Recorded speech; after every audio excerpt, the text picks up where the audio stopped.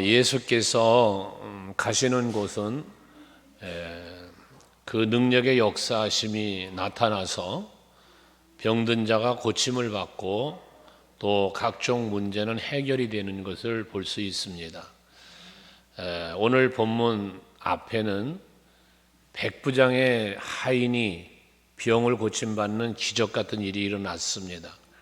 그 백부장의 하인이 고침을 받을 때에 그 백부장의 믿음이 하도 귀하여 예수께서 말씀하시기를 이스라엘 중에서 이만한 믿음을 내가 보지 못했다 하시면서 그 하인의 병을 고쳐주셨지 않았어요? 바로 그 사건이 있는 뒤에 나타난 사건을 오늘 누가복음에서 다루고 있는 건데, 오늘 이 사건은 다른 이적과 기적의 현장과는 다른 기적이 일어나는 거예요.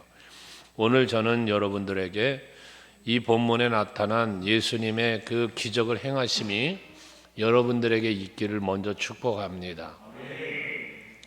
오늘 말씀에 보면 여기 나인성 과부의 이야기가 나오고요, 죽은 아들이 사는 사건이 일어나는데, 여기는 어느 한 구절을 보아도 믿음에 관계된 이야기가 없습니다. 나인성 과부의 믿음도 이야기되고 있지 않고, 죽은 청년이야 말할 것도 없고요. 그런데 그 청년이, 죽었던 청년이 살아납니다. 결론적으로 먼저 말씀드린다면 이 죽은 청년이 살아나는 것은 전적인 예수 그리스도의 사랑이었다는 겁니다.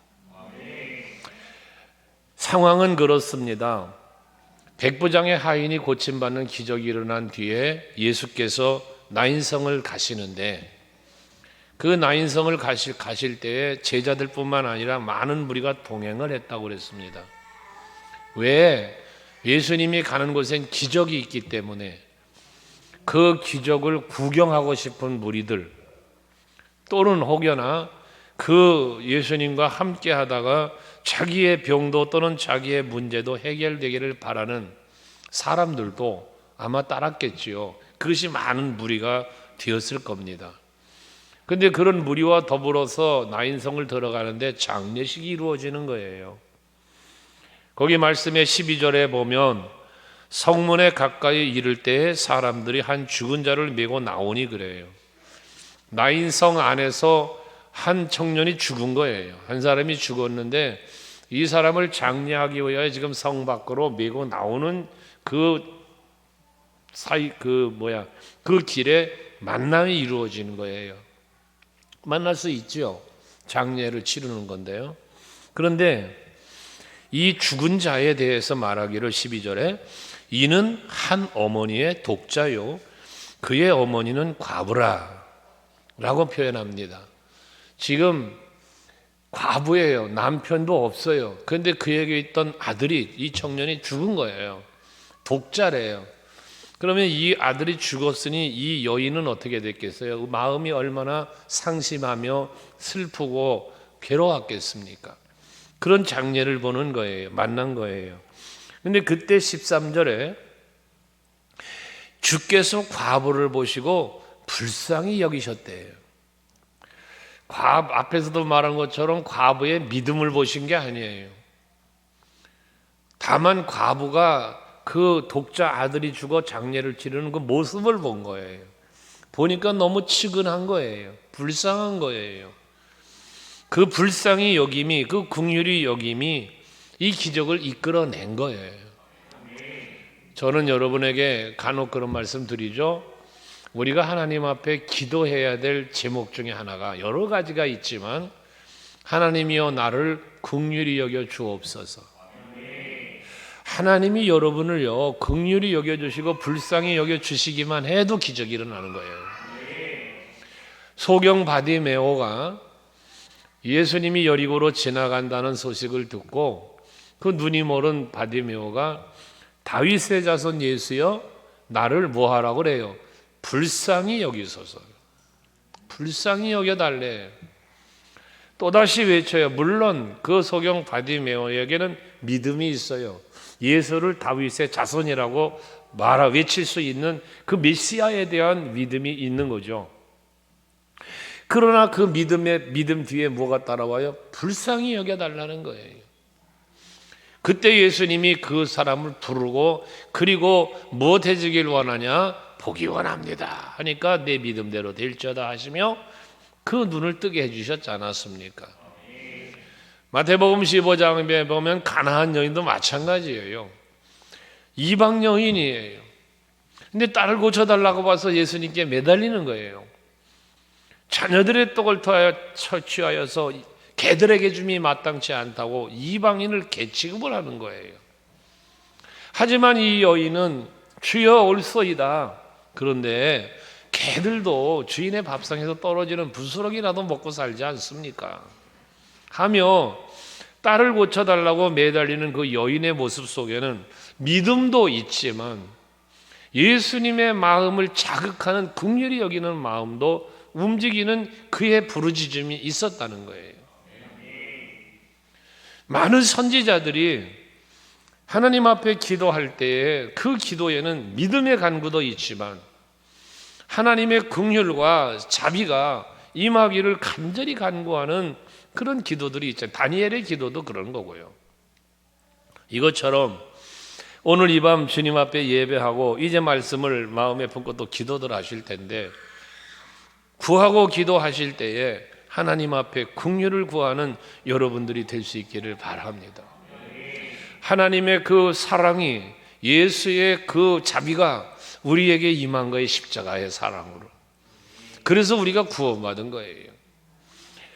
예수님의 긍휼히 여기고 불쌍히 여기는 마음이 죽은 청년을 살리신 것처럼 하나님의 크신 사랑이 그 불쌍히 여기고 긍휼히 여기심이 저와 여러분을 구원해 주신 거거든요. 청년은 육체 가운데 죽은 자 가운데 살아났지만 우리는 허물과 죄로 인하여 죽었던 우리의 영이 죽었는데 우리 영이 살아난 거예요. 이거 전적인 하나님의 은혜입니다. 사랑입니다. 그러니 죽은 자 가운데서 살려내실 수 있는 하나님의 놀라운 능력이 여러분들을 불쌍히 여기고 역사하면 안 될 게 뭐가 있어요? 죽은 자 가운데서 살리시는 분인데 여러분들 뭐 질병 문제요? 물질 문제요? 가정의 문제, 자녀 문제, 사업의 문제 하나님이 여러분 불쌍히만 여겨주면 되는 거예요. 그럼 어떤 사람을 불쌍히 여길까? 하나님이 어떤 사람을 불쌍히 여기시며 어떤 사람을 긍휼히 여길까? 겸손한 사람이에요. 하나님 앞에 낮아져야 긍휼히 여기는 거예요. 그런데 내가 권세자인 양, 내가 힘이 있는 양, 나를 과시하고 교만해지기 시작하면 하나님 뭐라 그러겠어요? 그래?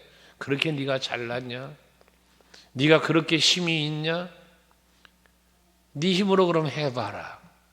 하나님이 긍휼히 여기질 않는 거예요.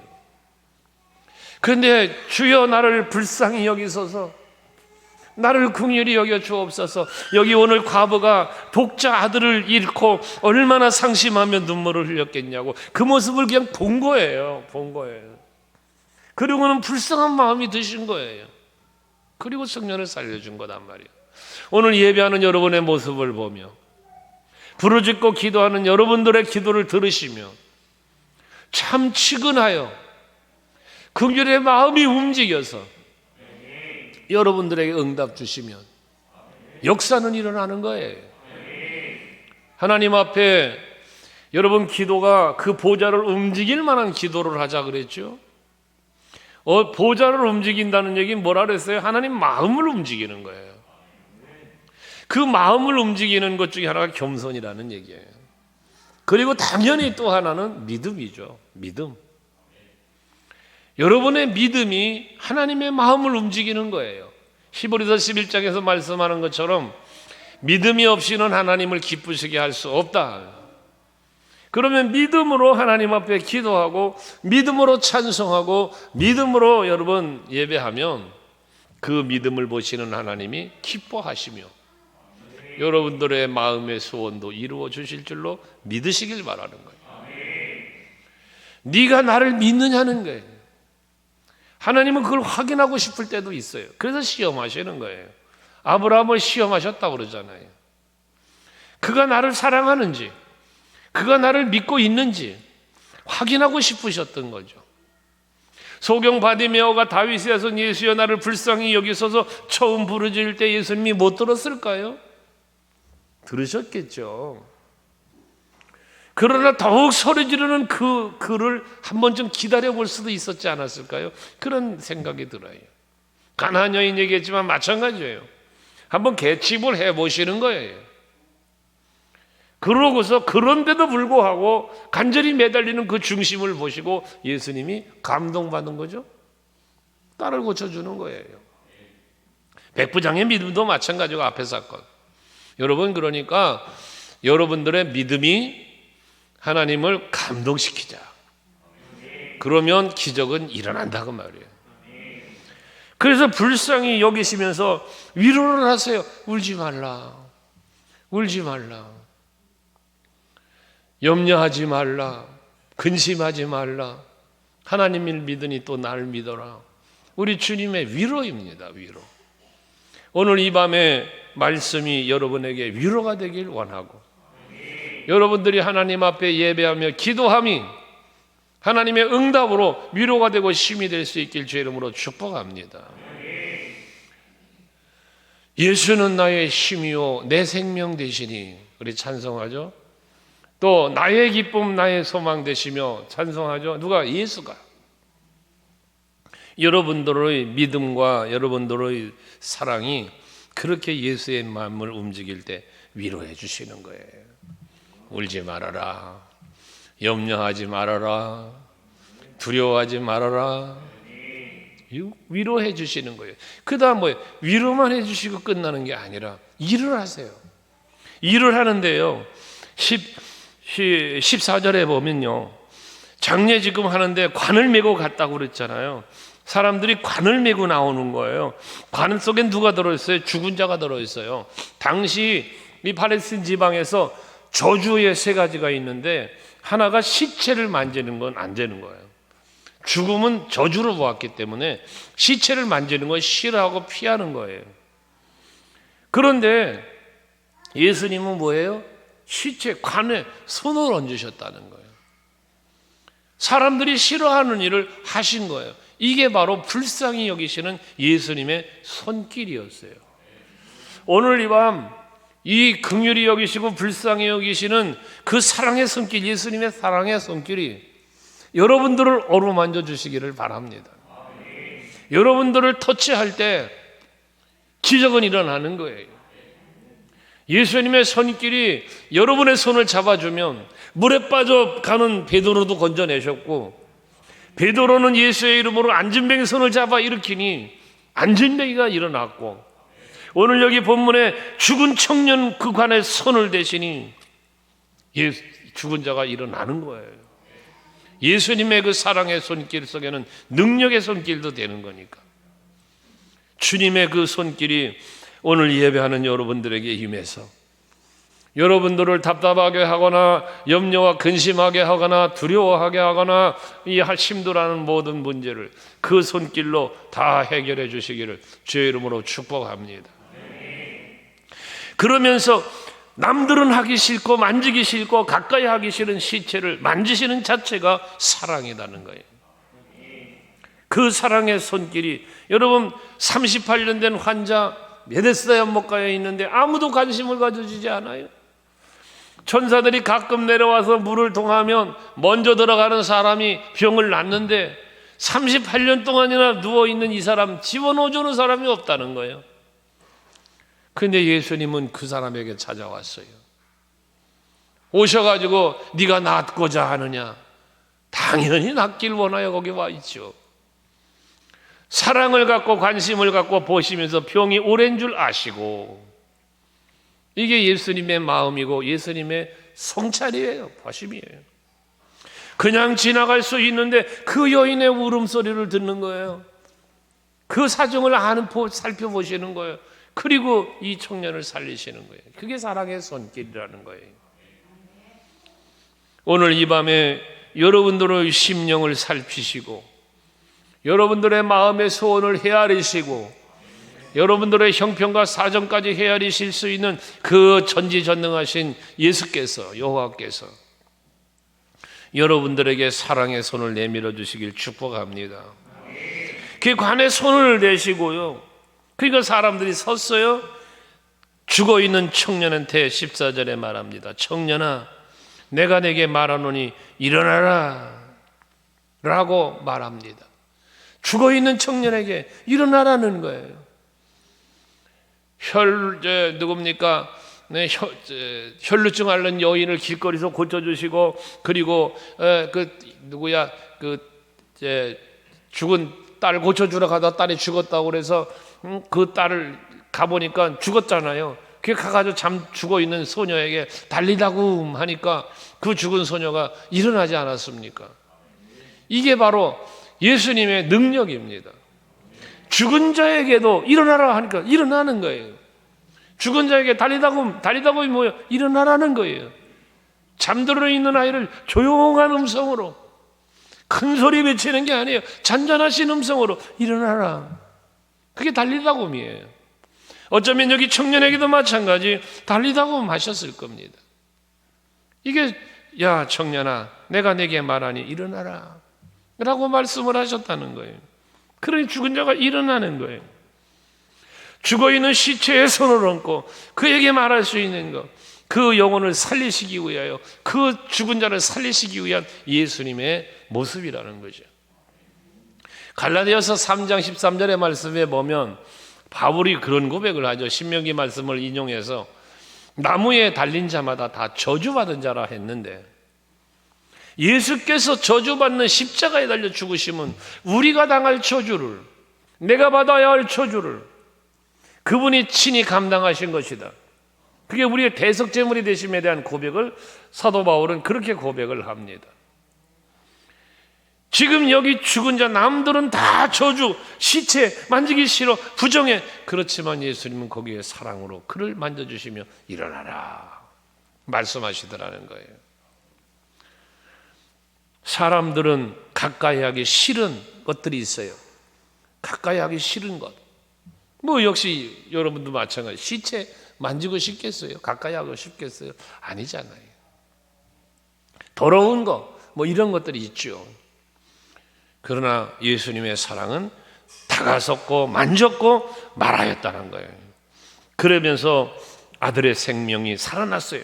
15절에 보니까 죽었던 자가 일어나 앉고 말도 하거늘. 죽었던 자가 일어났어요. 예수님이 말씀하시니 일어난 거예요. 여러분 어린아이들, 유초등부 유치부 아기들 찬양하죠. 예수님이 말씀하시니, 그렇죠? 예수님이 말씀하시니 죽은 나사로가 살아났대. 오늘 본문 예수님 말씀하시니 죽은 청년이 살아났어요. 예수님이 말씀하시니 거친 파도가 잔잔해졌어요. 예수님이 말씀하시니 물이 변하여 포도주가 됐어요. 예수님의 말씀의 능력입니다. 오늘도 이 말씀, 우리가 듣고 있는 이 말씀, 누가가 기록한 서신이지만 하나님의 말씀입니다. 이 말씀이 청년아 내가 내게 말하노니 일어나라라고 말씀하는 것처럼 오늘 하나님께서 사랑으로, 자비하심으로, 능력으로 이정을 통하여 여러분에게 말씀하는 거예요. 서강교회 성도들아 일어나라. 여러분들을 답답하게 가로막게 하는 게 뭔가 붙잡혀서 답답해하고 힘들어하는 문제들 다 떠나가라. 가로막는 문제들 다 열려라. 열릴지어다.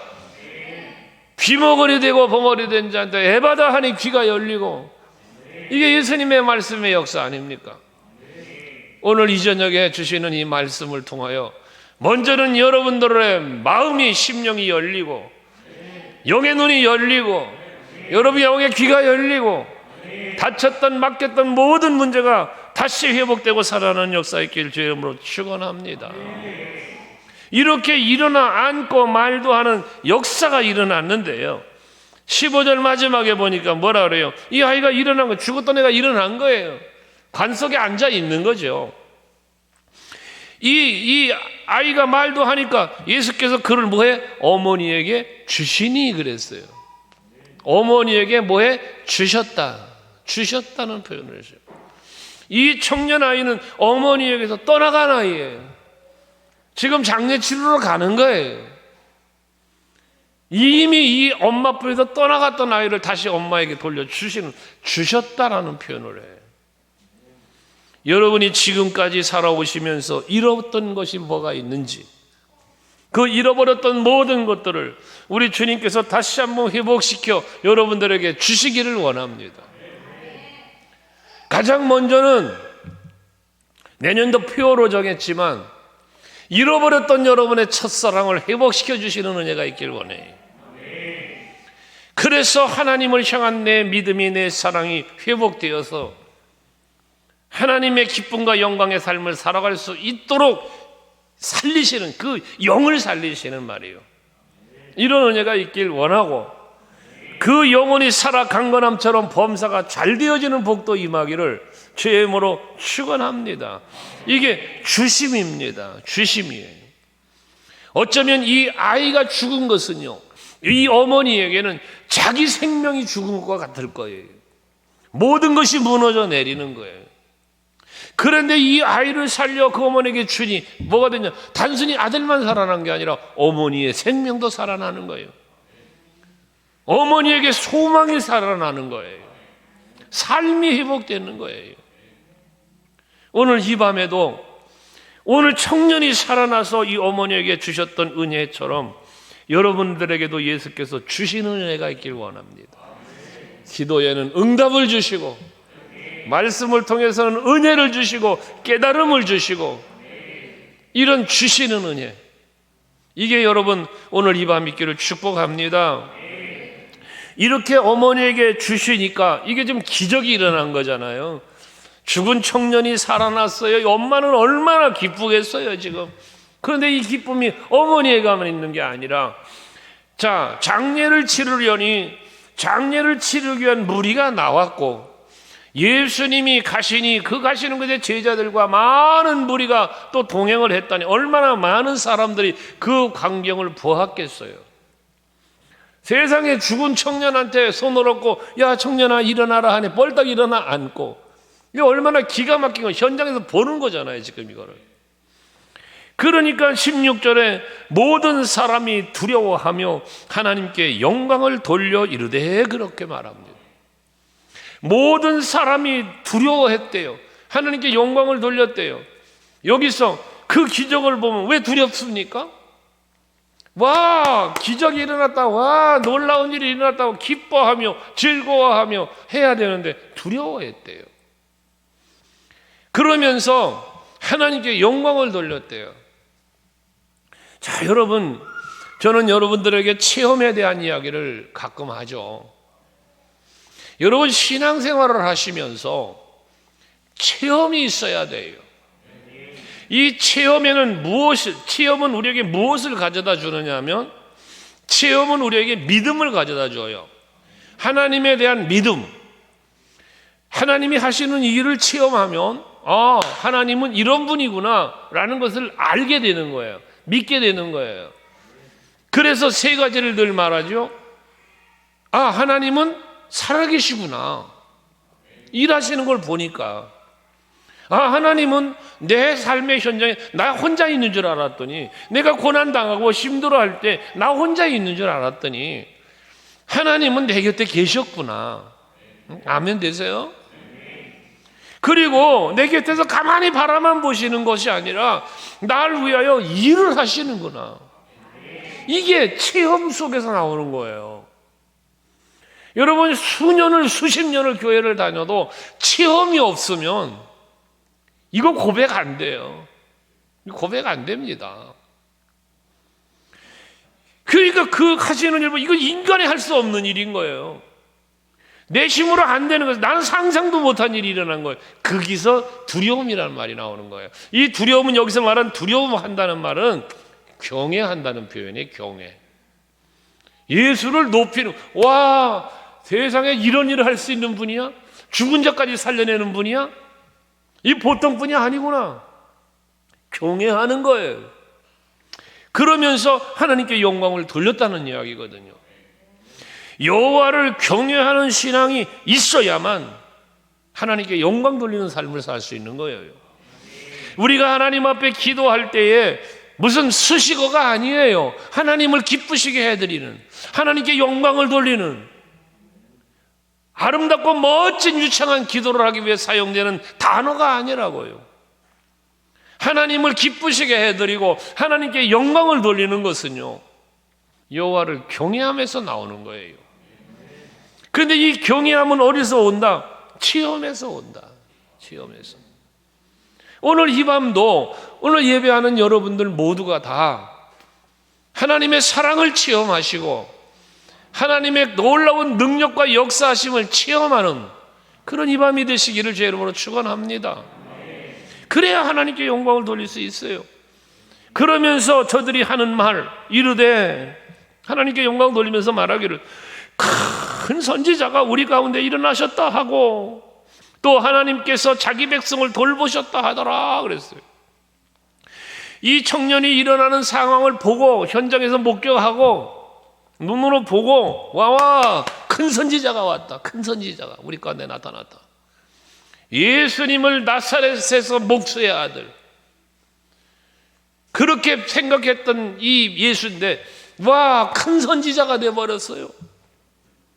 여러분들이 믿는 예수님은 어떤 예수님이십니까? 그냥 지식적으로 알고 있는 예수, 말로만 듣던 예수가 아니라 그 예수께서 하시는 일을 여러분들이 체험하고 보면서 와, 예수는 정말 나의 구주시구나, 정말 내가 믿어야 할 분이구나. 이들이 표현한 큰 선지자라고 표현한 것처럼 예수님은 대단한 분이시구나, 내가 믿는 예수는 이런 분이셨구나 말할 수 있는 여러분 되셔야 한다는 거예요. 그러면서 하나님께서 자기 백성을 돌보셨다, 이런 고백도 했대요. 여러분들 하나님의 백성 맞으시죠? 하나님의 자녀가 맞으시죠? 하나님께서는 자기 백성을 돌보셨답니다. 자기 자녀를 돌보시는 겁니다. 오늘 예배하는 여러분들은 하나님의 자녀된 권세를 받았다는 표현을 우리가 하는데요, 하나님의 자녀가 된 권세가 뭡니까? 하나님의 권세가 내 권세가 되었다는 얘기예요. 오늘 그 놀라운 역사가 그래서 여러분을 돌보셨다는 표현, 그 하나님의 돌보심의 은혜가 아까 불쌍히 여기심의 은혜처럼 여러분들에게 돌보시는 은혜가 있어서 이 돌보심 때문에 어떠한 악의 권세가 나를 해하지 못하도록 지켜주시고 세상에 어떠한 문제들이 나를 해하지 못하도록 돌보아 주시는 은혜가 있길 축원해요.